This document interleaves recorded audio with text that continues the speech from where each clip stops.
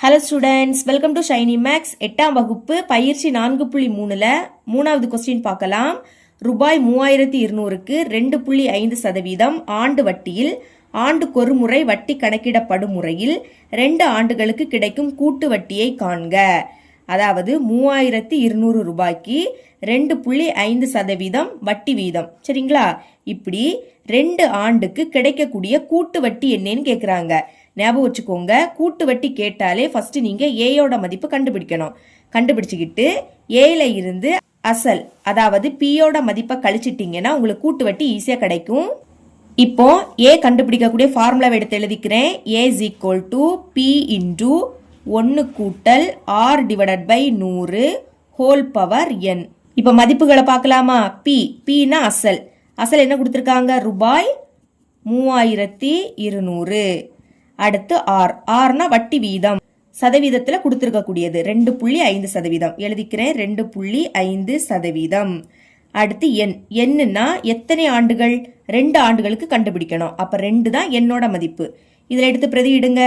பியோட மதிப்பு 3200 இன்டு அடுத்து இந்த 1 சென்டர்ல பிளஸ் ஆரோட மதிப்பு 2.5%. சதவீதம் எழுதிக்காண்டா டிவைடட் பை கீழே 100 இருக்கு. அடுத்து ஹோல் பவர் என்னோட மதிப்பு 2. அப்புறம் 3200 இன்டு 1 கூட்டல். இப்போ பாருங்க, இங்க புள்ளி இருக்கு, இந்த புள்ளியை நீக்கணும். அப்பனா 10ஆல பெருக்கணும். சரிங்களா? இங்க ஒரு நம்பர் தள்ளி புள்ளி இருக்கு, ஒரு நம்பர்னால ஒரு 0.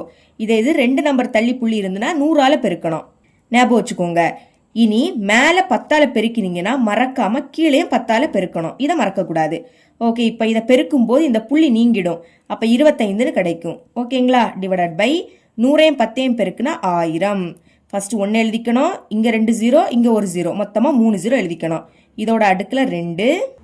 இனி 3200 இன்டு இந்த 1 எடுத்து எழுதிருங்க, சென்டர்ல பிளஸ். இப்ப இது 2ஐயும் 5ஆ வாய்ப்படி கேன்சல் பண்ணலாம். 5 25. 10 எடுத்துக்கோங்க. 10ல் 5 2 வாட்டி இருக்கும். 5 10, பாக்கி 2 0, அது அப்படியே வந்துடும். திரும்பவும் 5ஆ வாய்ப்பாடு. 4 5 5, 20ல் 5 4 வாட்டி இருக்கும். 4 5 20. அடுத்து இந்த 0 இதுக்கு மேல கேன்சல் பண்ண முடியாது. அப்ப மேல பாக்கி 1 இருக்கு, கீழே பாக்கி 40 இருக்கு. அடுத்து அடுக்குல 2. இனி 3200 இன்டு இங்க நம்ம குறுக்கு பெருக்கல் பெருக்க போறோம். அப்ப பைக்கு கீழே எதுவும் இல்லாட்டா 1 இருக்குன்னு அர்த்தம். கீழே உள்ளதையும் மேல உள்ளதையும் பெருக்கணும். 40ஐயும் 1ஐயும் பெருக்குனா 40, சென்டர்ல பிளஸ். இனி 1ஐயும் 1ஐயும் பெருக்குனா 1 தான். டிவைடட் பை இனி கீழே உள்ள 2ஐயும் பெருக்குங்க. 40 40. அடுக்குல 2 இருக்கு. 3200 இன்டு 40ஐயும் 1ஐயும் கூட்டினா 41 டிவைடட் பை கீழே 40 இருக்கு. இதோட அடுக்குல 2. அடுத்து 3200 அப்படியே வந்துடும். பிராக்கெட்னா நீங்க பெருக்கலும் எழுதிக்கலாம். சரிங்களா? இங்க அடுக்குல 2, அப்ப இதை 2 வாட்டி எழுதணும். 41 பை 40 பெருக்கல் 41 பை 40. இனி கேன்சல் பண்ணலாம். இங்க உள்ள ஒரு 0வும் இங்க உள்ள ஒரு 0வும் கேன்சல். அதே மாதிரி இங்க உள்ள ஒரு 0வும் இந்த 0வும் கேன்சல். அப்புறம் 4ஆ வாய்ப்பாடு. இது 2ஐயும் 4ஆ வாய்ப்பாடி கேன்சல் பண்ணலாம். 1 4 4, 8 4 32. திரும்பவும் இதை 2ஐயும் 4ஆ வாய்ப்பாடி கேன்சல் பண்ணலாம். 1 4 4, 4 8. இதுக்கு மேல கேன்சல் பண்ண முடியாது.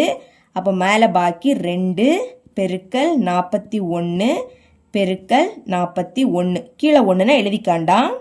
இப்ப இதை பெருக்கிடலாமா? 2 41 ஃபர்ஸ்ட் பெருக்க போறேன். 41 2 பெருக்குங்க. 1 2, 4 8. அடுத்து இதுக்கு கூட 41 பெருக்க போறோம். ஃபர்ஸ்ட் இது 2ஐயும் பெருக்கணும். அடுத்து இதுக்கு கூட இதையும் பெருக்கலாம். 2 2, அடுத்த 8 8. இனி 4 2 8, 4 8 32. கூட்டுங்க. 2 8 8ஐயும் கூட்டினா 16. அப்ப 6 இங்க, பாக்கி 1 இங்க. 1 2ஐயும் கூட்டினா 3. அடுத்து இந்த 3. அப்போ பெருக்குனா என்ன கிடைக்குது? 3362 ரூபாய். இதுதான் ஏயோட மதிப்பு. ஏ கண்டுபிடிச்சிட்டோம். இனி கூட்டு வட்டி கண்டுபிடிக்கலாம். இஸ் ஈக்குவல் டு ஏல இருந்து பிய கழிச்சாலே போதும். ஏயோட மதிப்பு என்ன கண்டுபிடிச்சோம்? 3362. நடுவில் மைனஸ், அப்புறம் பியோட மதிப்பு 3200 எழுதிக்கலாம். 3200. இப்ப கழிக்கலாமா? 2ல இருந்து 0வை கழிச்சா 2. அடுத்து 6ல இருந்து 0வை கழிச்சா 6. 3ல இருந்து 2 கழிச்சா 1. அடுத்து 3ல இருந்து 3 கழிச்சா 0. முன்னாடி 0ன்னு எழுதிக்காண்டா. அப்போ கூட்டு வட்டி என்ன கிடைக்குது? ரூபாய் 162. இவ்வளோ தான் இந்த சம்.